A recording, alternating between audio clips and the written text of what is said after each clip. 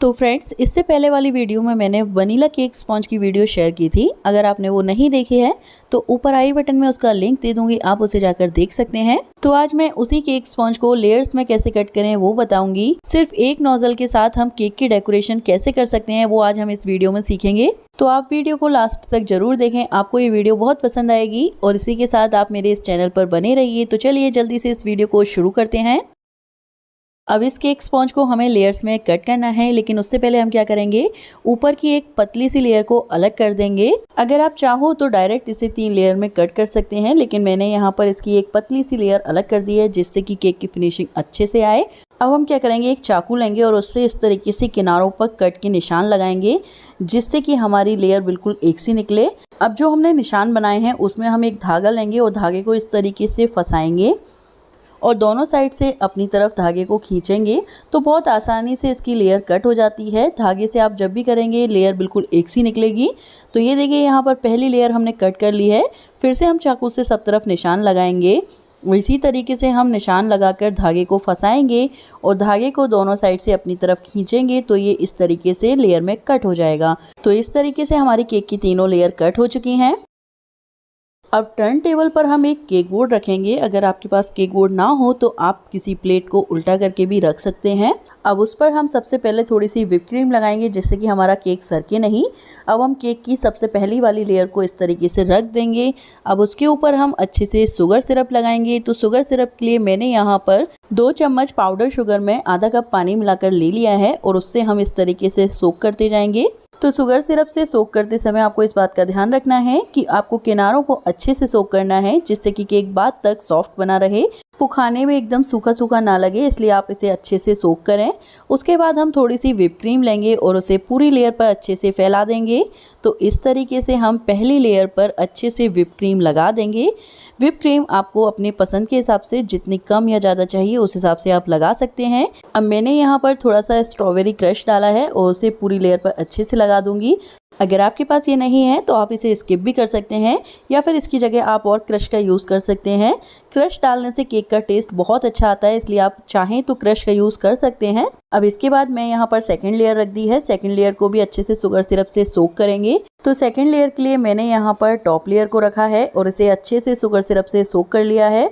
अब फिर से हम थोड़ी सी व्हिप क्रीम लेंगे और इस लेयर पर अच्छे से फैला देंगे। क्रीम को अच्छे से व्हिप कैसे करें इसकी वीडियो मैं इसके बाद लेकर आने वाली हूँ, तो आप चैनल पर बने रहें।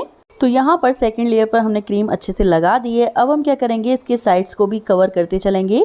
अगर आप साइड्स को बाद में एक साथ कवर करेंगे तो थोड़ी सी दिक्कत होगी। अगर आप एक साथ करते चलेंगे तो इससे क्या होगा, केक नीचे से ऊपर तक बिल्कुल एक सा लगेगा दिखने में और आपकी फिनिशिंग भी अच्छी आएगी। तो यहाँ पर हमने इसके साइड्स को अच्छे से क्रीम से कवर कर दिया है। अब इसके ऊपर जो भी थोड़ी सी एक्स्ट्रा क्रीम दिख रही है आप उसे इस तरीके से फिनिशिंग देकर निकाल सकते हैं। अब इस पर भी हम थोड़ा सा स्ट्रॉबेरी क्रश डालेंगे और उसे पूरी लेयर पर अच्छे से फैला देंगे। तो इस तरीके से हमारे केक की सेकंड लेयर कंप्लीट होती है। अब हम इसके ऊपर रखेंगे अपनी थर्ड लेयर। तो थर्ड लेयर के लिए मैंने यहाँ पर सेकंड लेयर को रख दिया है जिससे कि हमारे केक की फिनिशिंग जो है वो अच्छी आए।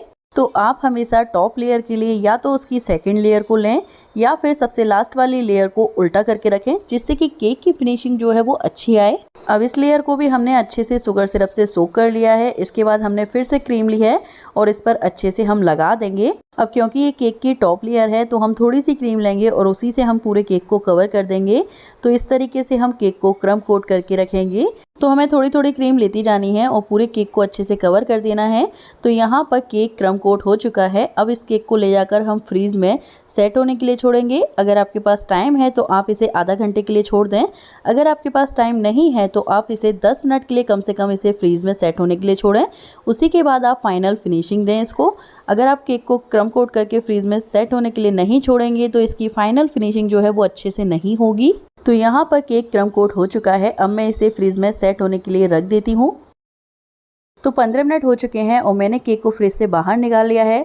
अब हम इसकी फाइनल आइसिंग करेंगे। तो उसके लिए मैंने यहाँ पर वाइट कलर की क्रीम को ही एक पाइपिंग बैग में डालकर और उसमें एक छोटा सा कट लगा दिया है। अब इस तरीके से हम नीचे से ऊपर की तरफ बढ़ते जाएंगे और क्रीम को इस तरीके से लगाते जाएंगे। हम केक को जब भी फाइनल फिनिशिंग देते हैं तो उसे अगर हम पाइपिंग बैग में डालकर क्रीम को लगाते हैं तो उसकी केक की फिनिशिंग जल्दी से हो जाती है और क्रीम भी जल्दी से उस पर लग जाती है।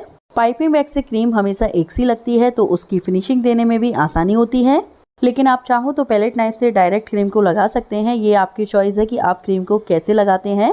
तो इस तरीके से केक के साइड्स को कवर करने के बाद इसकी टॉप लेयर पर भी हम अच्छे से क्रीम लगा देंगे। अब केक की हमें फिनिशिंग करनी है तो हम क्या करेंगे, पहले हम पैलेट नाइफ लेंगे और इस तरीके से इसके साइड्स को हम एक सा करते चलेंगे। जो भी क्रीम एक्स्ट्रा निकलती जाएगी उसे हम निकाल कर अलग से रख देंगे। तो इसके साइड्स को तो हमने एक सा कर लिया है। अब हम इसकी टॉप लेयर को भी एक सा करेंगे। तो पैलेट नाइफ को इस तरीके से हल्के हाथों से करते जाएंगे जिससे कि क्रीम बिल्कुल एक सी होती चली जाएगी। तो इसकी टॉप लेयर को हमें बिल्कुल एक सा करना है। तो यहाँ पर आपसे जितना हो सके आप केक की फिनिशिंग अच्छे से करें। जितनी अच्छी फिनिशिंग होती है उतना केक देखने में अच्छा लगता है। तो इसके किनारों को हम एक सा करते हुए इसकी फिनिशिंग करेंगे। तो यहाँ पर जितना हो सकता था हमने पैलेट नाइफ से फिनिशिंग की है, लेकिन अब हम एक स्क्रैपर लेंगे और स्क्रैपर को इस तरीके से साइड में रख कर टर्न टेबल को घुमाते जाएंगे जिससे कि केक की फिनिशिंग और अच्छे से हो जाएगी। तो स्क्रैपर से केक की फिनिशिंग बहुत अच्छे से होती है। तो आप कोई भी एक स्क्रैपर ले सकते हैं जो आपके पास हो, आप उससे इसकी फिनिशिंग कर सकते हैं। तो यहाँ पर मैं टर्न टेबल को घुमाती जा रही हूँ और स्क्रैपर से इसकी फिनिशिंग कर रही हूँ। जितनी हो सकती है आप केक की फिनिशिंग अच्छे से करें। तो इसी तरीके से हम इसकी टॉप लेयर की भी फिनिशिंग कर लेंगे। स्क्रैपर को बाहर से अंदर की तरफ करते जाएं तो इसकी फिनिशिंग हो जाएगी। अब इस पर हमें एक पैटर्न बनाना है, तो आप अगर इसकी फिनिशिंग थोड़ी सी कम भी कर पाएँ तो इससे कोई दिक्कत नहीं है। अब इस तरीके का एक स्क्रैपर लेंगे और इसे हम नीचे से ऊपर की तरफ करते जाएंगे। ये काम आपको बहुत हल्के हाथों से करना है। तो हल्के हाथों से आप स्क्रैपर को नीचे से ऊपर की तरफ सीधा सीधा करते जाएं तो इस तरीके का एक पैटर्न बन जाएगा जो देखने में बहुत अच्छा लगता है। और इससे हमें केक को ज़्यादा फिनिशिंग देने की भी आवश्यकता नहीं पड़ती है। तो जिन लोगों की केक की फिनिशिंग नहीं आ पाती है तो उन लोगों के लिए बहुत अच्छा ऑप्शन है। और जब नीचे की साइड पे अच्छे से पैटर्न बन जाए तो सेम यही पैटर्न आपको इसके टॉप पर भी बनाना है। इसकी टॉप लेयर पर भी आपको बाहर से अंदर की तरफ स्क्रैपर को घुमाना है जिससे कि आपका ये पैटर्न बन जाएगा। तो मैं इससे पहले कोई और पैटर्न ट्राई कर रही थी जो कि मुझे अच्छा नहीं लगा, तो मैंने उसे बिल्कुल एक सा किया और उसके बाद मैंने ये वाला पैटर्न ट्राई किया जिससे कि केक की फिनिशिंग में थोड़ा सा फ़र्क आ गया है। लेकिन कोई दिक्कत नहीं है, हम इसके ऊपर अभी डेकोरेशन करने वाले हैं। तो आप हमेशा ट्राई करें, आपसे जितना हो सके आप केक की फिनिशिंग अच्छे से करें, उस पर पैटर्न भी अच्छे से बनाएं। तो यहाँ पर पैटर्न तो बन चुका है, अब हम इस पर फ्लावर बनाएंगे। तो इसके लिए मैंने क्या किया है, जो क्रीम बची थी उसमें थोड़ा सा पिंक कलर डाला और इस तरीके से लाइट पिंक कलर की क्रीम तैयार की है। पाइपिंग बैग में मैंने एंड टू नोजल डाला है और इस क्रीम को फिल किया है और इस तरीके से हम इससे धीरे धीरे फ्लावर बनाते जाएंगे। तो सबसे पहले हम क्या करेंगे, टॉप लेयर पर इस तरीके से 6 फ्लावर बना लेंगे। जैसे ही आपके ये 6 फ्लावर कंप्लीट हो जाते हैं आप इसके किनारों को लेते हुए नीचे की तरफ फ्लावर बनाना शुरू करेंगे। तो इस तरीके से आप इसके नीचे की तरफ फ्लावर बनाते जाएंगे। तो इस तरीके से आपके ऊपर 6 फ्लावर और नीचे की साइड पे 3 फ्लावर बन जाएंगे। तो टोटल 9 फ्लावर में ये डिज़ाइन कंप्लीट हो जाती है और ये डिज़ाइन देखने में बहुत ही सुंदर लगती है। अब हमें केक का बॉर्डर भी बनाना है, तो उसके लिए हम क्या करेंगे, वही पाइपिंग बैग को हम ले लेंगे और उसी से हम इस तरीके की डिज़ाइन बनाएंगे। आप हल्का हल्का प्रेस करते जाएंगे तो इस तरीके से इसके एक डिज़ाइन बन जाएगी जो कि देखने में भी बहुत सुंदर लगती है। तो बस इसी तरीके से हमने एक नोजल से केक की पूरी डेकोरेशन कंप्लीट कर दी है और ये डेकोरेशन देखने में बहुत ही सुंदर लगती है। अब ये देखने में और भी सुंदर लगे तो उसके लिए हम क्या करेंगे, थोड़ी सी सिल्वर बॉल्स लेंगे और इस तरीके से फ्लावर के बीच में डालते जाएंगे। अगर आपके पास बड़े साइज की सिल्वर बॉल्स हैं तो आप एक एक रख सकते हैं, मेरे पास नहीं थे तो मैं छोटे वाली ले ली और इस तरीके से फ्लावर के बीच में 2-3 डाल दी जिससे कि ये देखने में और भी सुंदर लगे। तो आज के केक की डेकोरेशन आपको कैसी लगी मुझे कमेंट करके ज़रूर बताएं। अगर आपको आज की ये वीडियो पसंद आए तो मेरी वीडियो को लाइक और शेयर करें, मेरे चैनल को सब्सक्राइब करें। Thank you.